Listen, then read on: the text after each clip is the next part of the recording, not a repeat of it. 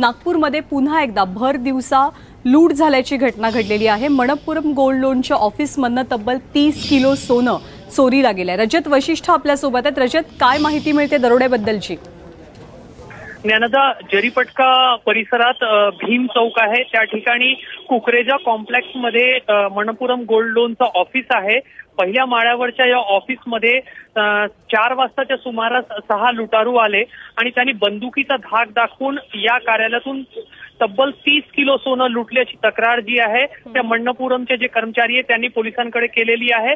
सध्या वरिष्ठ पोलीस अधिकारी घटनास्थळी आहे आणि तपास केला जात आहे।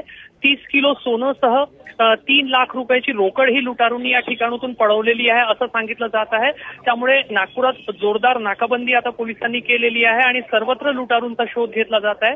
मात्र अत्यंत खळबळजनक घटना ही घडलेली आहे आणि पुन्हा एकदा नागपूर असुरक्षित आहे आणि लुटारू आणि गुन्हेगार इथे राजरोसपणे गुन्हे करत आहेत ही असं दाखवून देणारी ही घटना आहे। मात्र सध्या पोलिसांच्या हातात कुठलेही धागेदोरे लागलेले नाहीये। ज्ञानदा, रजत, ताजी माहिती जाणून घेत राहू। तुर्तास धन्यवाद या माहितीबद्दल।